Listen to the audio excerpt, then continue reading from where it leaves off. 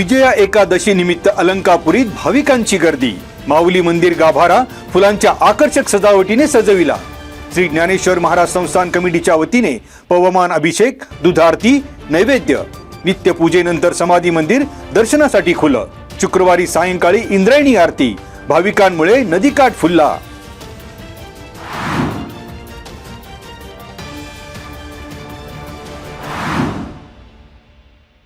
चाकण औद्योगिक वसाहतीमध्ये PMPML च्या बसने घेतला पेट। काही क्षणात बस जळून खाक। सुमारे 50 प्रवाशांचे वाचले प्राण। निगडी म्हाळुंगे MIDC मार्गावरील PMP बस शुक्रवारी दुपारी महिंद्रा कंपनी समोर आल्यानंतर बसने अचानक घेतला पेट। शॉर्ट सर्किटमुळे ही आग लागल्याचा अंदाज।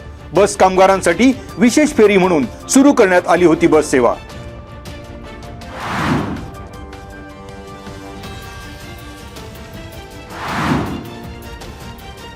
पुणे नाशिक बाह्यवळण मार्गाच्या सर्व्हिस रस्त्यावर दुचाकीवरील सहप्रवासी महिलेच्या गळ्यातील 1.5 लाखाचे गंठण दुचाकीवरून आलेल्या चोरट्यांनी हिसकावून ठोकली धूम। महिलेच्या गळ्यातील 2.5 तोळ्याच्या गंठणाला हिसका देत चोरटे पुण्याच्या दिशेने पळाले। या प्रकरणी ज्योती राजकुमार उबाळे वय 52 राहणार चांडोली टोलनाका यांची फिर्याद। चांडोली गावच्या हद्दीत कांदा लसूण केंद्रासमोर गुरुवार दिनांक 12 फेब्रुवारी रोजी सायंकाळी 7:15च्या सुमारास घडला प्रकार।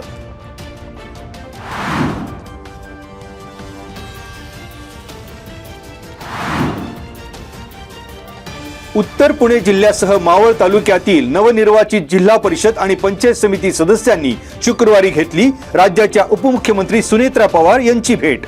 नवनिर्वाचित सदस्यांसह राष्ट्रवादी काँग्रेस पक्षाच्या पदाधिकाऱ्यांशी चर्चा। अजितदादांच्या विकासाचे स्वप्न एकत्रितपणे पूर्ण करण्याचा केला संकल्प। जुन्नर, खेड, आंबेगाव आणि मावळ तालुक्यातील पदाधिकारी आणि कार्यकर्त्यांना उपमुख्यमंत्री सुनेत्रा पवार यांनी दिला विश्वास।